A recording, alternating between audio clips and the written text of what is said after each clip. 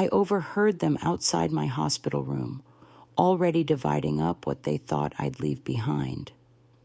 Not once did they ask if I was okay or what I truly wanted. They were already planning, as if I were already gone. It was then that I made a choice that would change everything. My name is Evelyn McAllister. I am 75 years old, and I've spent most of my life raising 3 children, working 2 jobs, and never once taking a vacation. I saved every penny I could, always making sure I had what was necessary for my family, even if it meant sacrificing my own desires. For years, I felt the weight of this family's expectations bearing down on me. I didn't ask for much. I didn't want a parade or constant praise. But when my time came, I realized I'd raised children who saw me as nothing more than an obligation, a burden. It started the moment I fainted at church, after fasting for days and standing too long during a hymn. I was taken to the emergency room, just for observation, but from the moment they admitted me overnight, something shifted.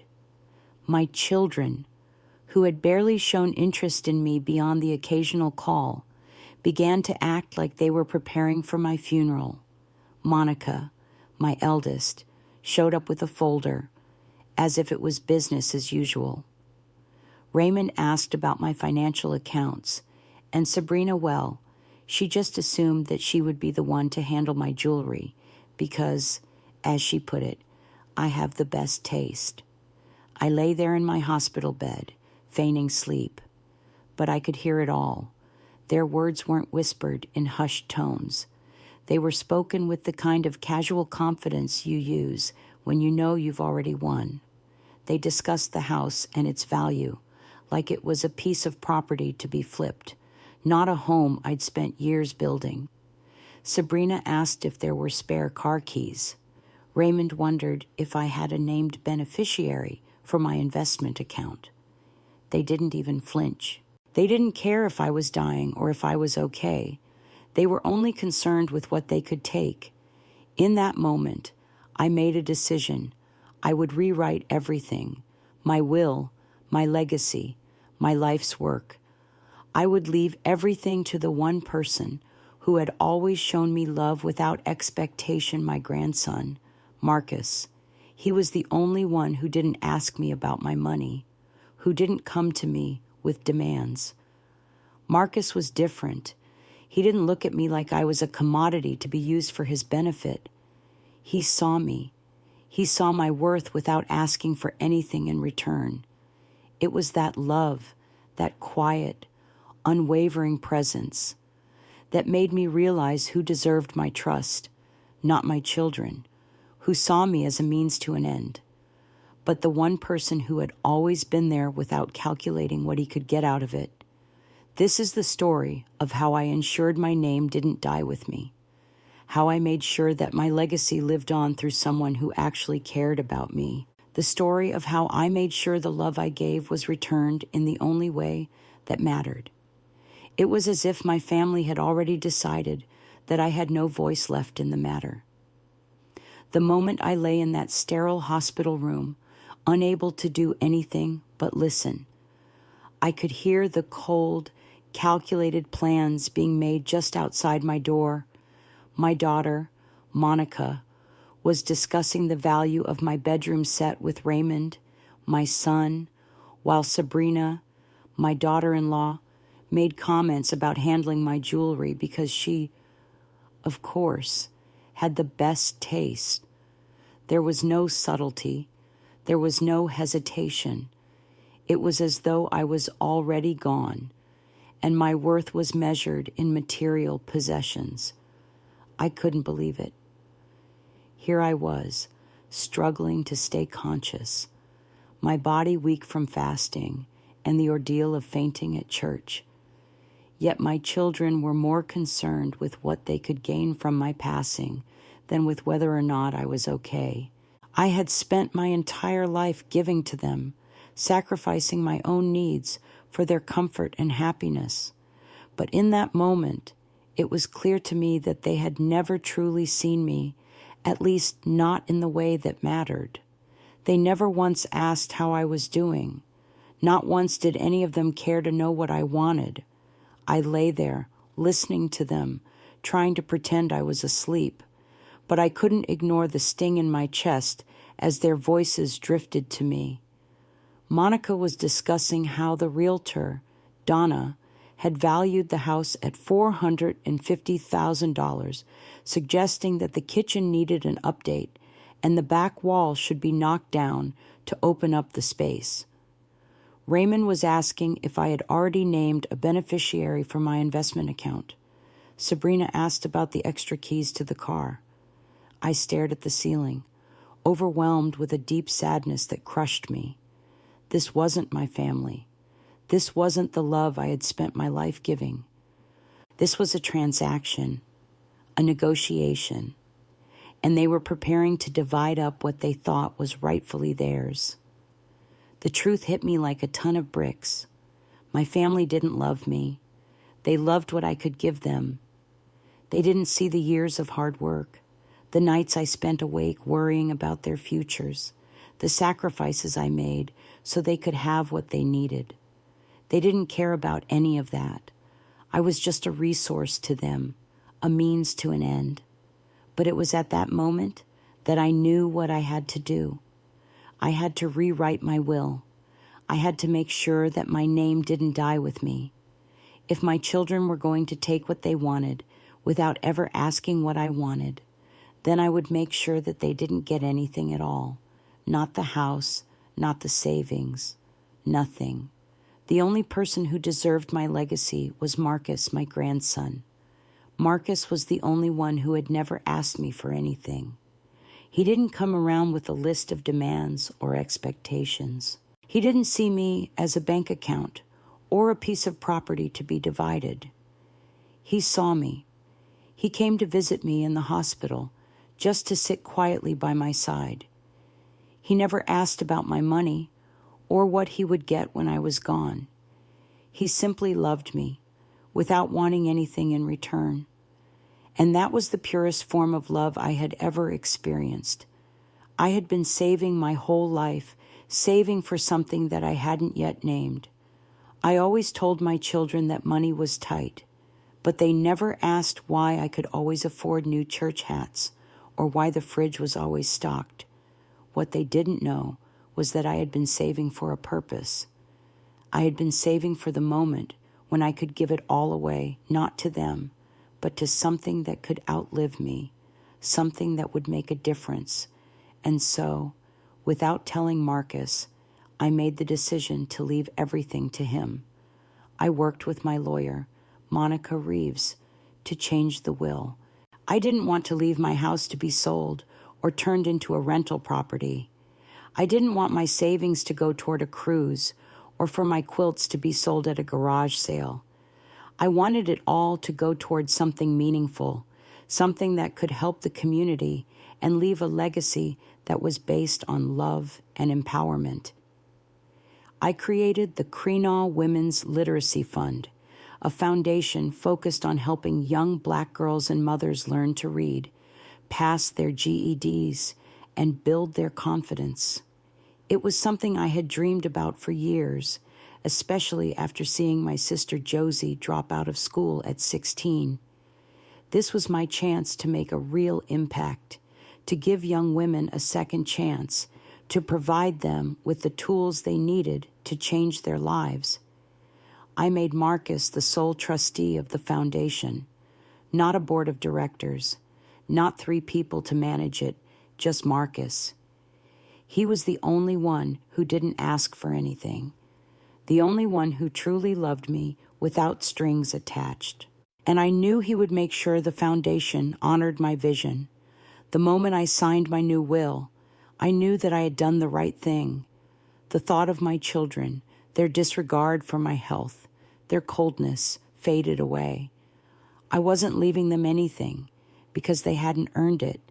But Marcus, my quiet, thoughtful grandson, deserved everything. He was the one who would carry my legacy forward. not in the form of material possessions, but in the form of love and service to others. I didn't tell Marcus about the changes right away. I didn't want him to feel any pressure, any burden.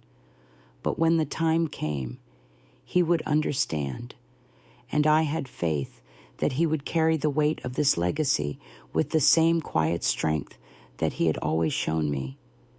As for my children, they never knew what hit them. When the will was read, they were stunned. Monica, Raymond, and Sabrina, dressed in their best mourning attire, their faces masked with feigned sorrow, realized that I had left them nothing. And it wasn't because I didn't love them. It was because they had never loved me the way Marcus had. In the months that followed my decision to rewrite the will, I saw a dramatic shift in how my family treated me.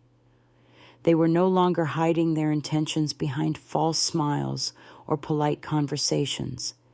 It became clear that they felt entitled to my estate, convinced that I owed them everything I had worked for, even though they had never once shown any real care or concern for me.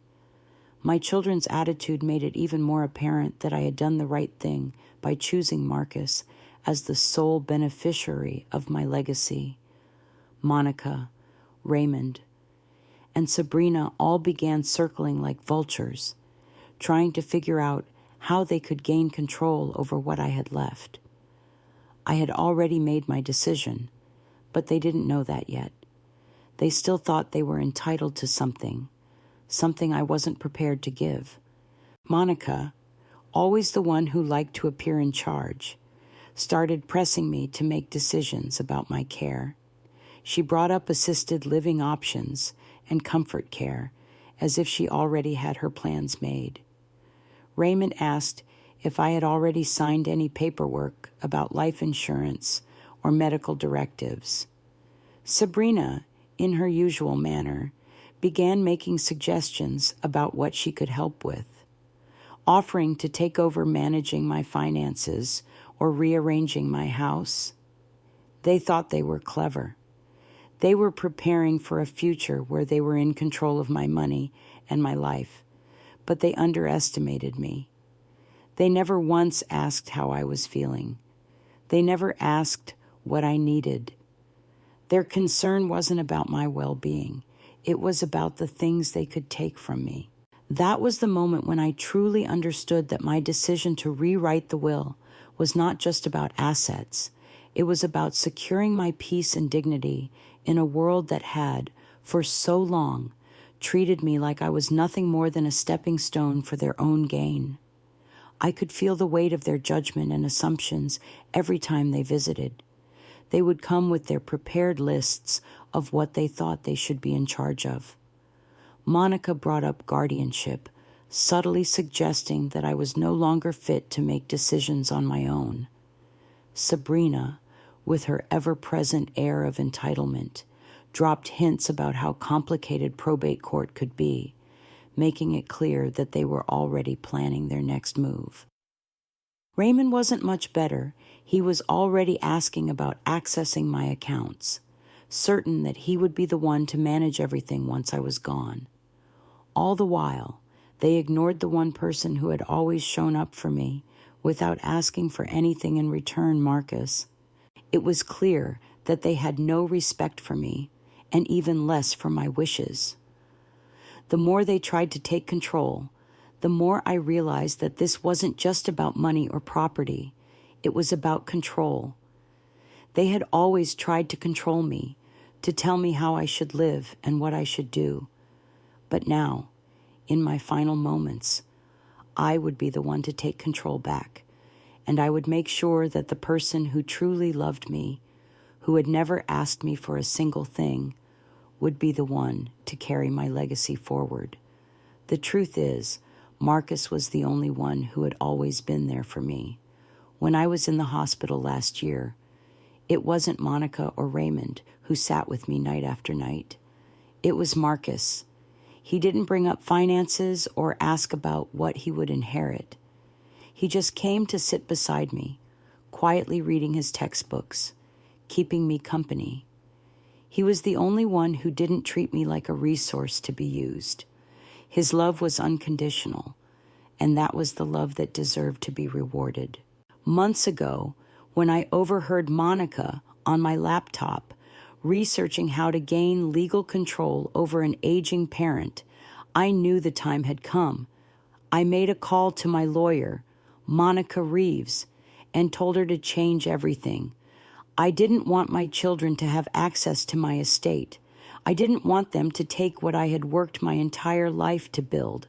I wanted everything I had: my house, my savings, my assets to go towards something meaningful, something that would outlive me. Together, Monica and I drafted a new will. I didn't just leave behind a collection of material possessions. I left behind a legacy. I poured every asset I had into a new foundation, the Krinaw Women's Literacy Fund. The fund's mission was simple but powerful: to help young Black girls and mothers who had been denied opportunity learn to read, pass their GEDs, and build confidence. It was something I had dreamed of doing for years, ever since my own sister, Josie, had to drop out of school at 16. I didn't tell Marcus about the changes right away. I wanted him to remain the same, a quiet, thoughtful young man who loved me without expecting anything in return. He was the one who deserved my legacy. I didn't want him burdened with any expectations, but I knew that he would take this responsibility seriously. And I knew that, unlike my children, he wouldn't use it as an opportunity for personal gain. Marcus didn't ask for anything. He simply gave me his time, his presence, his love. The changes were made quietly, with Monica Reeves handling everything: my assets, my savings, my house, my car. My investments were all transferred into the foundation. Marcus was named as the sole trustee, the only person who would have control over the funds. It was a decision that would ensure that my legacy was in the hands of someone who truly understood what it meant to care for others, without expecting anything in return. But even as I made these changes, my children continued to push. Monica and Raymond started subtly pressuring me, bringing up guardianship and estate planning as if they were already preparing for their inheritance. Sabrina kept dropping hints about how complicated probate could be, making sure I knew that the court process could take years. But none of that mattered. I had made my choice. I knew what I had to do. When the day finally came to read the will, I wasn't surprised by my children's reactions. They were angry, stunned, and confused. Monica, Raymond, and Sabrina all tried to make excuses, claiming that I wasn't in my right mind, that I had been coerced by Marcus. But they were wrong. I had made this decision long before the will was read. I had made sure my legacy would go to the one person who had always shown me love, and respect the person who had never asked for anything in return. It was then that I realized something important. I had spent my entire life giving to others without asking for anything in return. And in the end, I had finally made sure that the person who deserved everything I had worked for would get it. Not because he asked for it, but because he had earned it by loving me. Not for what I could give him, but simply for who I was. As I lay in that sterile hospital bed, helpless and surrounded by a family that no longer saw me for the person I had been, I couldn't help but reflect on the many years I had spent giving. I had always been the one who sacrificed, who put others first. But now, as I listened to my children casually talk about dividing my things, I realized something painful. I had raised 3 people who thought of me only as a means to an end. My life's work, all I had built, was no more than a transaction to them. Monica, my oldest, who was always quick to take charge, came into my room with a folder in her hands. She was already planning for the worst. "We need to talk about next steps." "Mama," she said with that smile she wore when she was about to do something I wouldn't like, but wanted to pass off as taking care of things. She spoke as if I were already gone, as though my life no longer mattered except for what I could leave behind. Raymond, my son, was just as bad. He wasn't concerned about my health or well-being. Instead, he was asking about the financial accounts, wondering if I had named a beneficiary. Sabrina, my daughter-in-law, wasn't any better. She was already discussing how she would handle my jewelry, talking about her excellent taste as though it was already hers to claim. It hurt, not just because of their coldness, but because I knew that they would take anything I left them without any regard for who I was or what I had done for them. As I listened, lying there in the hospital bed, I couldn't stop thinking about how this wasn't what family was supposed to be. Family was supposed to be about love, care, support, but instead, I felt like I was nothing more than a bank account to them, a source of inheritance. They didn't ask me what I wanted. They didn't ask me if I was okay. They didn't even care. I had worked my entire life to provide for them. I had spent decades making sure they had what they needed, never once taking a vacation or splurging on myself. I saved every dollar, pinching pennies, so that they could have a better life. And yet, when the time came for me to be treated with dignity and respect, they only saw what they could take. That's when I decided to change everything. I couldn't let my children have it all. Not because I didn't love them, but because they didn't love me in return. They didn't deserve the legacy I had worked so hard to create. So, I made a choice. I rewrote my will.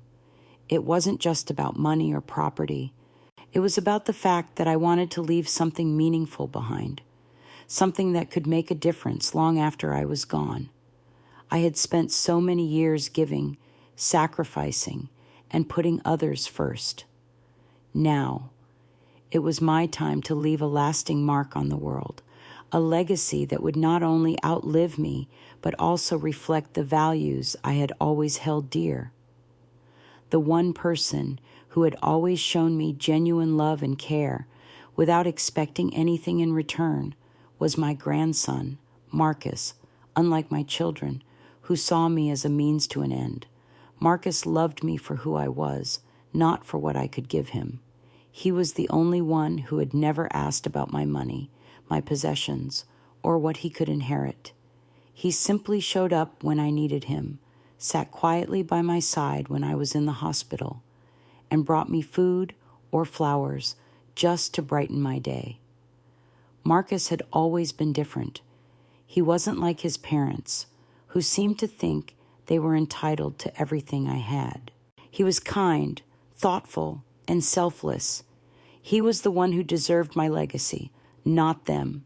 So, without telling him, I made the decision to leave everything to Marcus.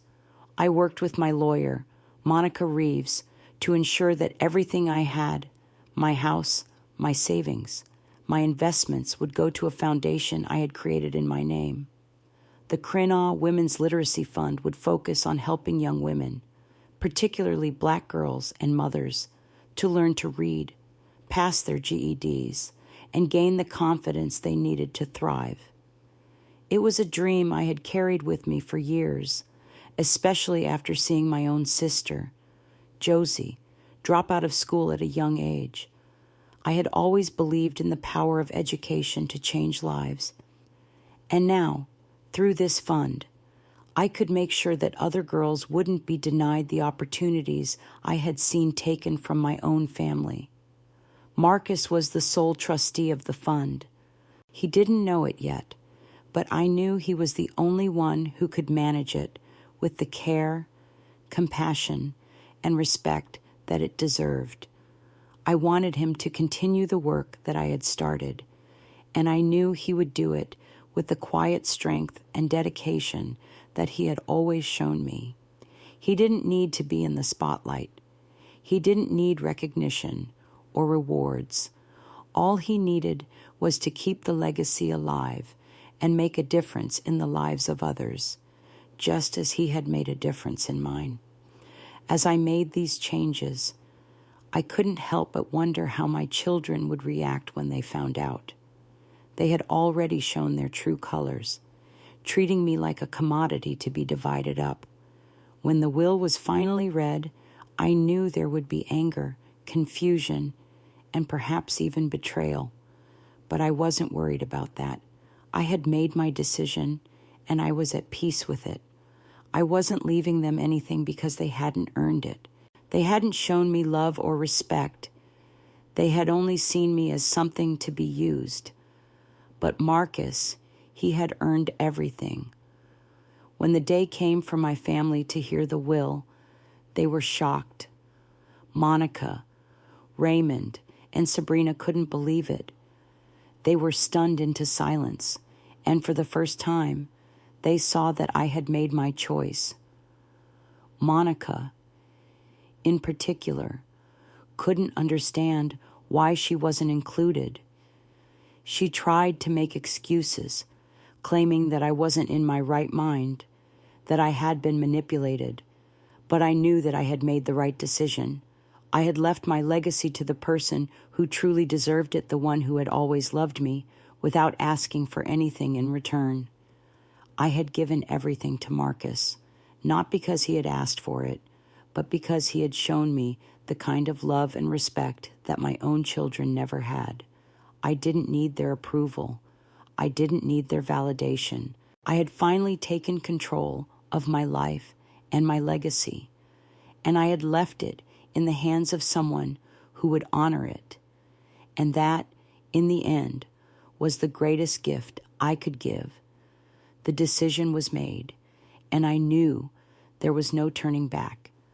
After years of silently bearing the weight of my family's expectations, I had finally found the courage to change the course of my life and my death.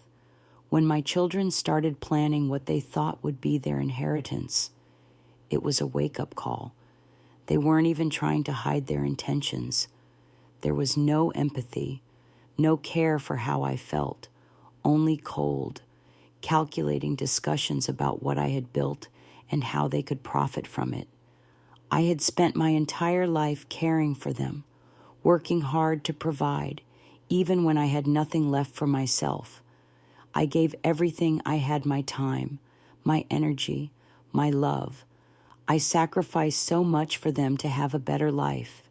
Yet when I needed them most, they couldn't even pretend to care. It wasn't just the money or the property that hurt.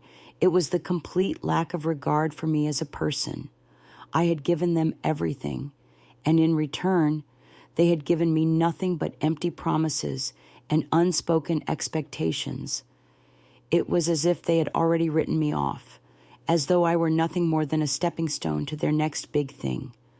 Monica, Raymond, and Sabrina never once asked how I was doing. They didn't care whether I was comfortable, whether I was in pain, or whether I even wanted to be in the hospital. They didn't care about any of that. They were more concerned with securing their own futures, with dividing up my life's work like it was a business transaction.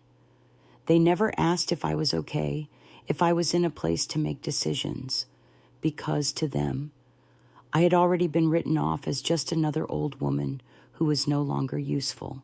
I overheard them as they spoke in the hallway, their voices rising in excitement as they discussed how much money they could get from my house, my savings, and my investments. They were already preparing to take what they thought was rightfully theirs, without ever once considering what I might want. It was as if my existence had been reduced to a number on a bank statement, a house that could be sold, a car that could be traded in. It was a moment of realization for me. I was not a mother to them anymore.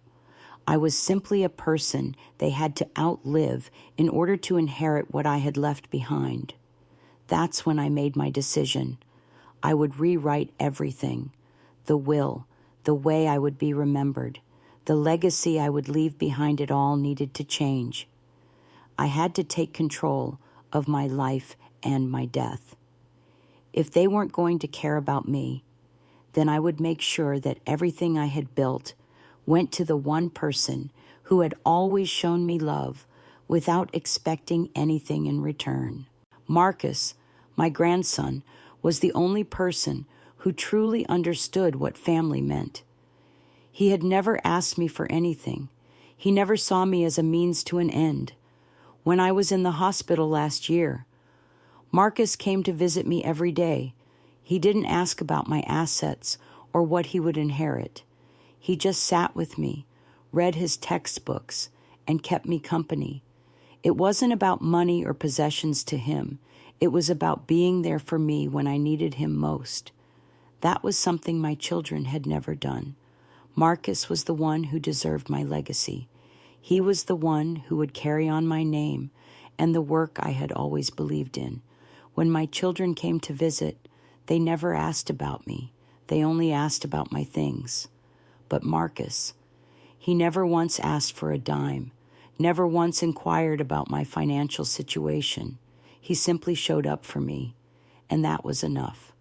I contacted my lawyer, Monica Reeves, and made the changes. The house, the savings, my car, all of it would be put into the Kreenaw Women's Literacy Fund, a foundation I had dreamed of for years. The fund would help young Black girls and mothers, giving them the resources to pass their GEDs, gain confidence, and achieve a future that had been denied to them by society. It was something that had always been important to me, especially after my sister Josie dropped out of school at 16. This was my chance to give back, to provide an opportunity to those who needed it most. Marcus was named the sole trustee, not a board of directors, not multiple people, just Marcus. I didn't want the foundation to become another business transaction. I didn't want my legacy to be diluted by greed and selfishness. I wanted it to be pure, and Marcus was the only one who could keep it that way. When my family found out, they were stunned.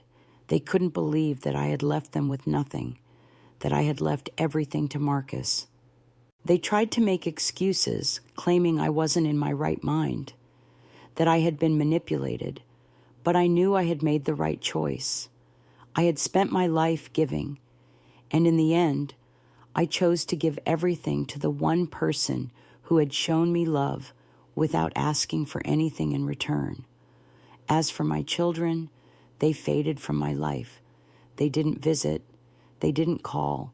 They never once asked about me again. And honestly, I didn't miss them. I missed the idea of what they could have been, the family I had dreamed of, the children who would care for me in my final years. But that wasn't the reality. The reality was that my legacy was in the hands of someone who would honor it, who would keep it alive in a way they never could. Marcus didn't know the full weight of the responsibility that had been placed on his shoulders, but I knew he would rise to the occasion. He would carry the legacy forward with the same quiet strength that he had always shown me. And when the time came for him to take over, I knew he would do so with love, honor, and grace. It wasn't about the money. It was about love, and that was the greatest gift I could give. As the days passed, I could feel the walls closing in around me. My children, now fully aware that they were excluded from my will, had started to change in subtle but unmistakable ways. The tension in the air was thick every time they visited. They came, of course, because they knew they had to, but their motives had shifted. They no longer came with concern for me. They came with a sense of entitlement, with a quiet frustration that I had done something they could not understand. Monica was the first to show her true colors. She came by one afternoon, holding a folder in her hands, the same cold, calculating expression on her face as she had worn the day she first started discussing my things. "Mama," she said, her voice forced, "we need to talk about your care options. You can't keep going like this." She wasn't asking about how I was feeling. She wasn't concerned with my comfort. She wasn't asking if I was okay.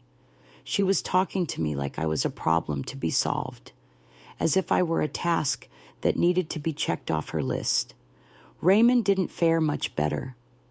He showed up a few days later, his face set in that expression of detached professionalism he seemed to wear when discussing anything related to money or inheritance. He didn't even ask how I was doing or how I was coping with everything that had been happening. Instead, he asked about the state of my investment accounts and whether I had made any final decisions about who would handle my finances. It was as though he had already decided that I wasn't capable of handling my own affairs anymore. I didn't even have the strength to argue. I just nodded, feeling the weight of his assumptions settle in like a stone in my chest. Sabrina, on the other hand, was subtle in her approach. She didn't overtly push, but she dropped hints at every opportunity. "You know," she said one afternoon, sitting beside me in the living room, "we could make your life easier. There are places where you wouldn't have to worry about stairs or bills or doctor's appointments." She paused, letting the silence fill the space between us. "We could take care of everything for you. You've earned it." What she didn't realize, or perhaps what she chose not to realize, was that she wasn't offering me care or love. She was offering me control. She was offering me a future where she would be the one pulling the strings, making decisions, taking over my life. It wasn't about my comfort or my happiness. It was about her gaining the power she thought she deserved. It was as though my family had already written me off. They acted as though I was already gone, as though I was no longer in charge of my own life or my future. They were making decisions without me, assuming that their plans were what was best. It wasn't just the disregard for my health. It was the way they treated me as if I was a thing to be handled, not a person to be loved. And yet, there was Marcus, my grandson, the only one who truly understood. He was the one who showed up for me, not because he expected anything in return, but because he genuinely cared. He didn't see me as an object to be divided or a problem to be solved. When I was in the hospital last year, it wasn't Monica, Raymond, or Sabrina who came every day to sit with me. It was Marcus. He didn't ask me about my money or my will. He simply came to be with me, to read his textbooks, to let me know I wasn't alone, and that meant more to me than any inheritance could. When I decided to make the changes to my will, I knew it would be hard, but I also knew it was the right thing to do. I contacted Monica Reeves, my lawyer, and instructed her to draft a new will, one that would leave everything to Marcus, not my children, not my son-in-law, but Marcus. He was the one who deserved it. I had spent my life giving to my children, hoping they would learn the value of love and selflessness. But now I saw that it was Marcus who had truly learned those lessons. I put everything I had, the house, the savings, the investments, into the Crenaw Women's Literacy Fund, a foundation I had dreamed about for years. This foundation would help young Black girls and mothers, providing them with the tools and resources to succeed. It wasn't just about education. It was about empowerment. It was about making sure that future generations had the opportunities that I had fought for my whole life. Marcus was the sole trustee of the foundation. I knew that. Unlike my children, he would never take advantage of the power he was given. He would honor my legacy and continue my work, just as he had always shown up for me, without asking for anything in return. But even as I made these changes, my children continued to press. Monica kept bringing up guardianship. Raymond kept asking about my financial accounts. Sabrina kept hinting about assisted living, but I wasn't swayed. I had made my decision, and I knew it was the right one. I wasn't leaving my family anything because they hadn't earned it, but Marcus had, and that was the gift I could give him. When the will was finally read, my children were shocked. Monica's face fell, Raymond was silent, and Sabrina's smile faltered. They had expected to be named as beneficiaries, but they weren't. Everything I had went to Marcus, and they didn't understand why. They tried to make excuses, claiming I wasn't in my right mind, that I had been coerced, but they didn't know Marcus like I did. They didn't know what true love looked like. I had spent my life giving, but in the end, I knew the only one who truly deserved what I had was the one who had always given without asking for anything in return. Marcus wasn't just inheriting money or property, he was inheriting my legacy. The work I had done to make the world a better place, and that was more valuable than anything else. It wasn't just the quiet moments that told me everything I needed to know about my family. It was their behavior when they thought I wasn't paying attention. After I changed the will and left everything to Marcus, I noticed a shift. My children, Monica, Raymond, and Sabrina, began to grow restless. They had always taken what they thought was rightfully theirs, without ever asking, without ever caring about how I felt. But now they were angry, furious, even, and it showed in the way they spoke to me, in the way they interacted with one another.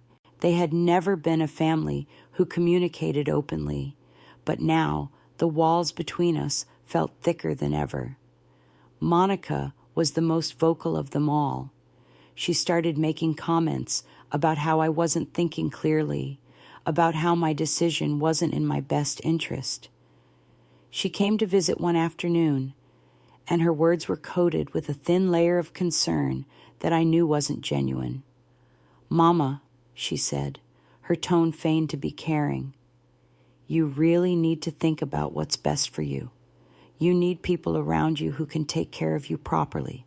You can't keep doing this on your own." I had heard that line before.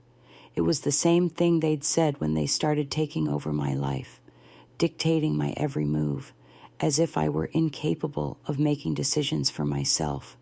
But this time, it was different. This time, I wasn't listening to their empty words. I wasn't going to let them control me any longer. Raymond wasn't much better. He didn't try to disguise his motives as much as Monica did. He was blunt, asking me if I had named anyone to take care of my financial affairs. "It's going to be a lot to manage, you know," he said, as though he had a right to manage my money. "You don't want things to get complicated, right? We need to make sure it's all taken care of." I could see right through him. He wasn't concerned about me or my well-being. He was concerned with the assets, the house, the money, the things that could be divided up when I was gone. Sabrina, though, she was more subtle. She kept trying to convince me that moving into an assisted living facility would be better for me. She even came by one afternoon with pamphlets from local facilities, her hands trembling slightly as she handed them to me. "You deserve a better place, Mama," she said softly. "You don't need to worry about bills or stairs or anything like that. Let us take care of you."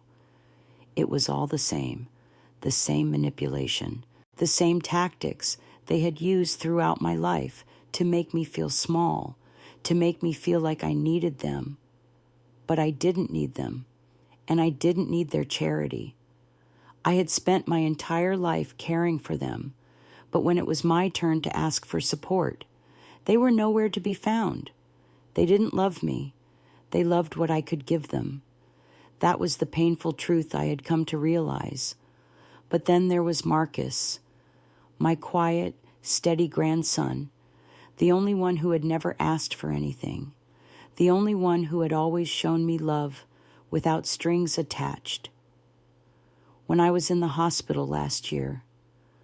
Marcus came every single night, sitting beside me and reading his textbooks. He didn't need to speak. His presence was enough. He didn't ask what he would inherit when I was gone. He didn't care about my finances or my house. He simply cared about me. And that, I realized, was more valuable than anything my children had ever given me. One evening, after I had overheard yet another conversation between my children about my will and what they could expect from me, I called Marcus. I didn't tell him why, but I asked him to come by the next day.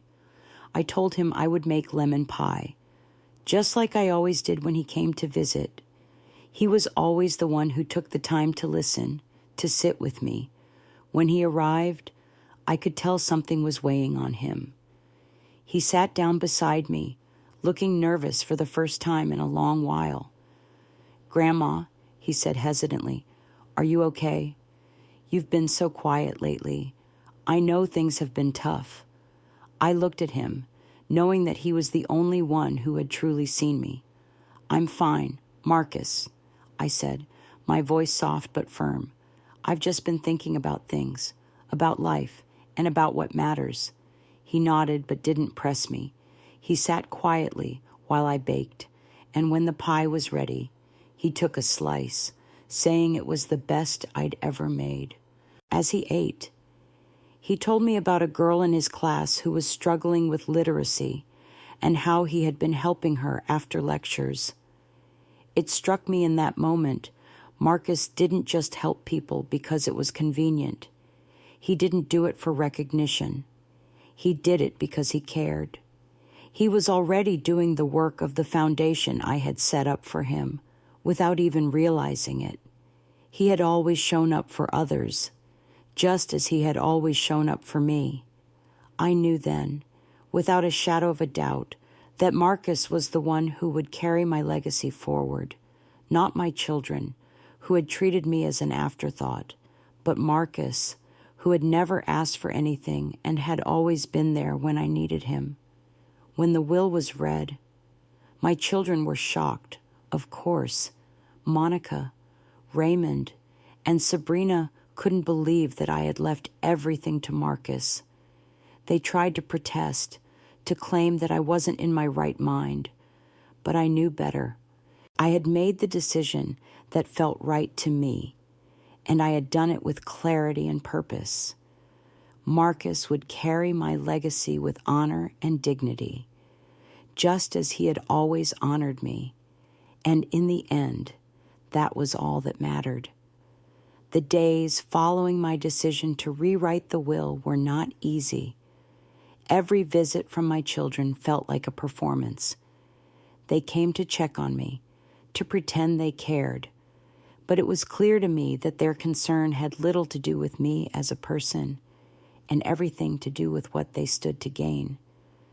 I had worked hard all my life to provide for them, to ensure they had opportunities, and yet, in the end, it seemed like all they valued was what I could give them after I was gone. The conversations, the questions, the constant hovering, they were all aimed at securing their place in my will, not at ensuring I was okay. Monica, my eldest daughter, was the most outspoken. She came by every few days, asking the same questions with that familiar tight smile she wore whenever she was about to take charge of something. "Mama," she would say, "have you thought about long-term care? You really need someone who can help you with daily things, especially as you get older." Her voice had that edge to it, the one that suggested she thought she knew what was best for me. But her version of help was never about me. It was always about making sure that she had control over my life and, if she could manage it, my death. I could see the way she looked at my house, at my belongings, as though they were already hers to claim. The way she spoke about next steps, it was as if she had already planned my funeral, as though my body and belongings were nothing more than a business transaction. Raymond wasn't much better. He would ask questions about my financial accounts, about who I had designated as beneficiaries, and whether I had made arrangements for my estate. "You don't want this to get complicated, do you, Mom?" he would say. It was his way of reminding me that, according to him, I wasn't capable of managing things on my own anymore. It wasn't about helping me. It was about making sure he was the one who would get his hands on everything. Sabrina, my daughter-in-law, was quieter in her approach, but just as insidious. She would drop hints about assisted living and easier arrangements for me, talking about the difficulties of managing everything on my own. But I knew it wasn't about my comfort. It was about making her life easier. She wanted to take over, to have a say in everything, from my finances to my medical decisions.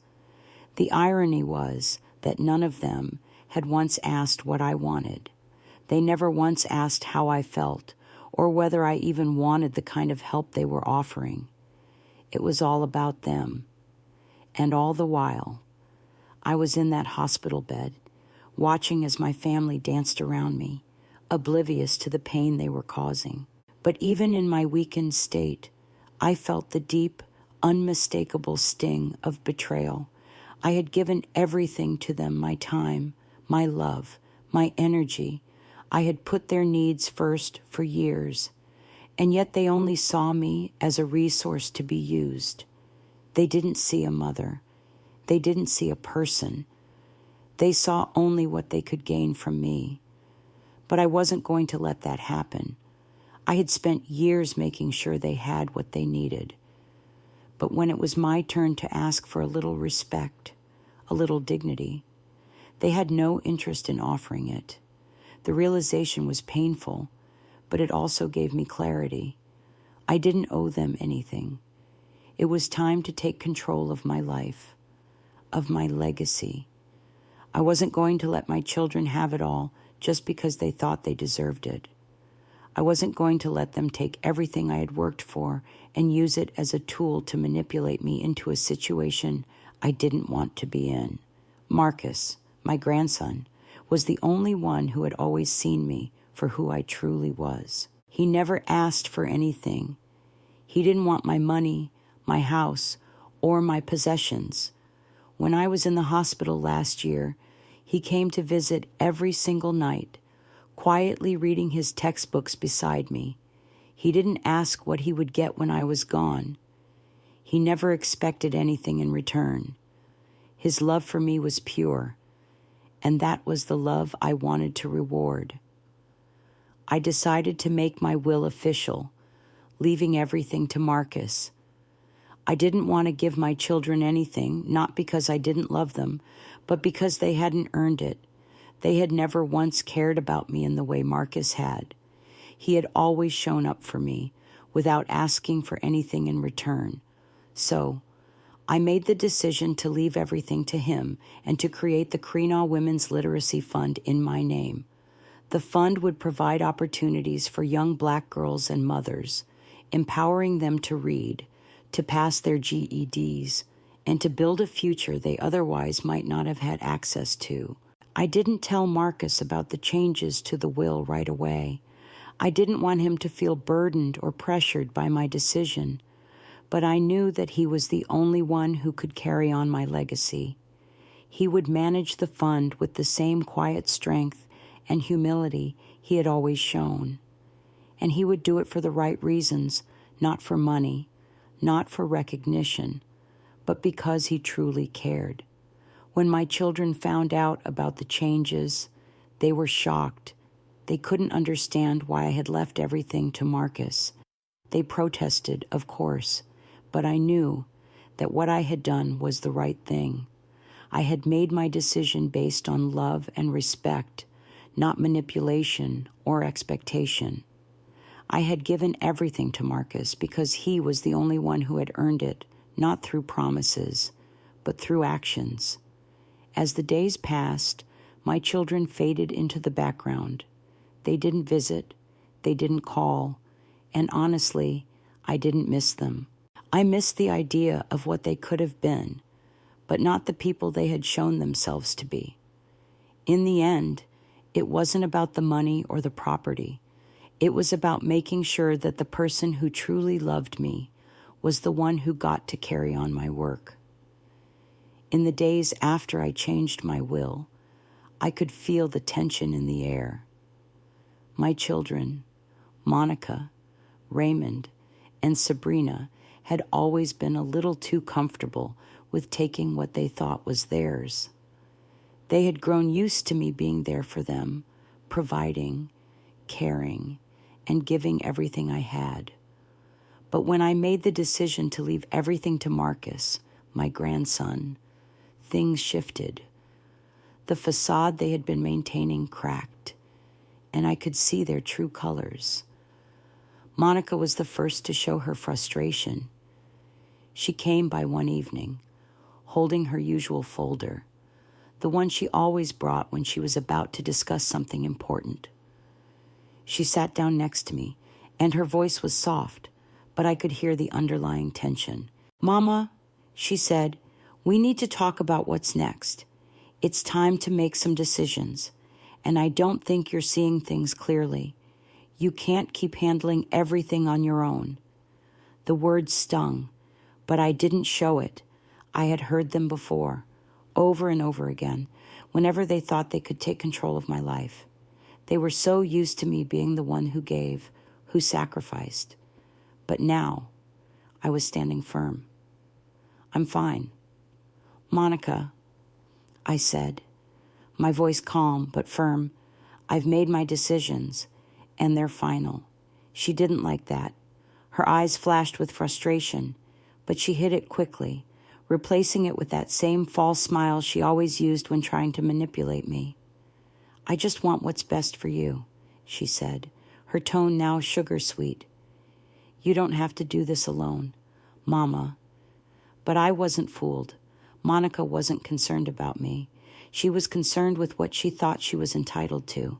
She had been planning for months, even before I was in the hospital, talking about guardianship and how to manage my finances. She had always seen me as a source of resources, a way for her to secure her future, but that wasn't love. That wasn't family. That was control. Raymond, my son, didn't bother with the pretense that Monica did. He was more direct, more focused on the financial side of things. When he came by the next day, he didn't ask how I was or if I needed anything. Instead, he started talking about life insurance, about investments, about everything that had to do with the estate. "I just want to make sure everything is in order," he said, his voice heavy with the implication that I wasn't capable of managing things myself. "You've worked hard all your life, Mom. It's time to start thinking about the next steps." It was the same with Sabrina, though she had a quieter, more insidious way of going about things. She didn't ask about my health or my feelings. Instead, she started suggesting places where I could live, assisted living facilities, places where I wouldn't have to worry about anything anymore. She was always so careful with her words, pretending to care, pretending to help. "We just want you to be comfortable," she would say.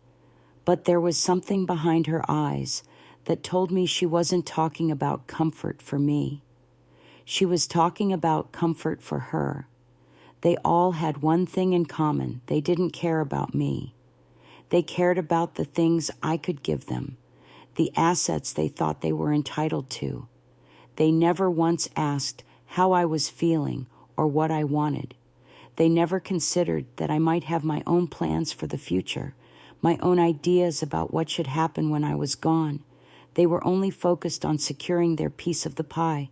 But in the midst of all this, there was Marcus, my quiet, steady grandson, the one who never asked for anything, who never showed up with expectations, the one who simply loved me for who I was, not for what I could give him. When I was in the hospital last year, he came every day, not to ask about my money, not to discuss my will, but just to be with me. He didn't need to speak. He didn't need to make any promises. He simply sat there, reading his textbooks, letting me know that I wasn't alone. It was Marcus who had always been there for me. When I was at my lowest, when I was sick, when I was struggling, he was the one who showed up, not because he wanted something, but because he cared. That was the love I wanted to reward, not the love from my children, who saw me as a burden, but the love from Marcus, who never asked for anything and gave everything. I knew, without a doubt, that Marcus was the only one who deserved my legacy, and so I made the decision to leave everything to him. I didn't want my children to have control over my life or my assets. They hadn't earned it. They didn't care about me the way Marcus did. He was the only one who truly understood what it meant to love without expectation. When the will was read, my children were stunned. They had expected to be named as beneficiaries. They had expected to walk away with something. But when they saw that Marcus had inherited everything, their faces fell. Monica, Raymond, and Sabrina couldn't believe it. They tried to protest, tried to claim that I wasn't in my right mind, that I had been manipulated. But I didn't care. I had made my decision, and I knew it was the right one. They had spent so many years treating me like a means to an end, like a resource to be tapped into when it was convenient. But Marcus, he had always been there for me, and now he would carry on the legacy I had worked so hard to build. I wasn't angry at my children. I wasn't even bitter. I was simply sad that they had never truly seen me, that they had never understood the true meaning of love. But I was at peace with my decision. I knew I had given everything to the one person who truly deserved it. As the days passed after I changed the will, the atmosphere in the house grew colder. My children, who had once been the center of my world, now seemed like strangers. It was clear to me that their concern wasn't about my well-being, but about what they could gain from my life's work. Monica, Raymond, and Sabrina were no longer pretending to be the loving family I had always hoped for. Their actions spoke volumes, and it became apparent to me that they had only ever seen me as a means to an end. Monica was the first to confront me directly. I had hoped she would come to me with understanding, but instead, she came with accusations and frustration. "Mom," she said, her voice tight with tension, "we need to talk about the will. I know you think you're doing the right thing, but you're not. You need to think about what's best for the family. Marcus shouldn't be the only one benefiting from this." I could see the anger in her eyes, the sense of betrayal. She had expected to be named as a beneficiary, and now she was lashing out because her expectations had been shattered. "What about us?" she continued, her voice growing more insistent. "We've been here for you all these years. We've done everything we could to support you, and now you're cutting us out. What did we do wrong?" I didn't respond right away. Instead, I stared at her, trying to steady my breath. She didn't understand. She couldn't understand. My children had never truly seen me, never truly cared for me in the way Marcus did. They had been so caught up in their own lives, so focused on what they could take from me, that they never stopped to think about what I needed, what I wanted. Raymond's reaction was no different.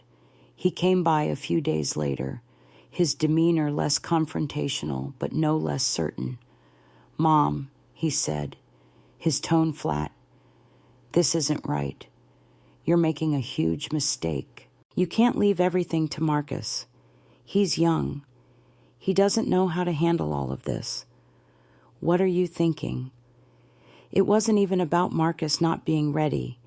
It wasn't about whether he could handle the responsibility. It was about the fact that Raymond didn't understand why Marcus was the one who deserved my legacy. He didn't see that Marcus had been there for me in a way none of them had. Raymond, like Monica, saw only the material things, the assets. He didn't see the love behind the decision, the desire to leave my legacy in the hands of someone who would carry it with honor. Sabrina's approach was the quietest, but the most insidious. She would show up and talk about taking care of things, subtly pushing for more control, as though my life, my choices, were hers to dictate. You know, she would say, we can make sure everything is handled smoothly. You don't want to leave a mess behind, do you? You deserve peace of mind. She was implying that my peace of mind was only attainable if I let her take over everything. But I wasn't interested in peace that came at the expense of my dignity. And their version of peace control, manipulation, ownership was not peace at all. It was a slow erosion of my autonomy, a gradual stripping away of my right to decide for myself. I had worked my whole life to provide for them, and now that I had the chance to make my own decision, to choose how I wanted to be remembered, they were fighting me for it. The irony of it all was not lost on me. They wanted to take everything, but they never once asked what I wanted. They never once stopped to think that, maybe, I didn't want them to have it. They thought they were entitled to my life's work, as if it was simply a matter of inheritance and not the culmination of decades of sacrifice and hard work. But in the end, I knew the truth. They had never truly seen me for who I was. Not as a mother, not as a person. They had only ever seen me as something to be used, something to be claimed. Then there was Marcus, my quiet, thoughtful grandson, the only one who had never asked for anything, who had never demanded anything from me, the one who simply loved me for who I was, not for what I could give him. When I was in the hospital, when I was struggling, Marcus was the one who sat with me, who read his textbooks quietly by my side, who never once mentioned my money or the things I owned. He was the one who showed up day after day with nothing but his presence. And that was the love that deserved to be rewarded. I knew what I had to do. I had made the decision that, in the end, I would leave everything to Marcus. He didn't want it. He didn't ask for it. But I had seen how he had taken care of me, how he had shown me the kind of love that none of my children had ever given me. And that, to me, was more important than any amount of money or property. It was the kind of love that deserved to live on. When the will was read, the shock was palpable. Monica, Raymond, and Sabrina were stunned. They tried to argue, tried to claim that I was in the wrong, that I was making a mistake. But I stood firm. I had made my decision, and I knew I was doing the right thing. My children didn't understand, but Marcus did, and that was all that mattered. The family I had worked so hard to build was no longer the one I had hoped for, but through it all, Marcus remained steady. He didn't ask for anything. He didn't need anything, and that was why he was the one who deserved everything, not because he asked for it, but because he had earned it through the simple act of loving me, without expectation, without entitlement. In the end, I didn't regret my decision. My children had spent so many years taking from me, never truly seeing me for who I was. But Marcus, my grandson, had shown me the love I had always wanted from them. He had never asked for anything, yet he had given me everything. His quiet strength, his presence, his unwavering care, those were the things that mattered. It wasn't the money or the property that made a difference. It was the love, the respect, and the honor he showed me without expectation. And that, ultimately, was the legacy I wanted to leave behind. The lesson here is clear. Love is not about what you can take. It's about what you give.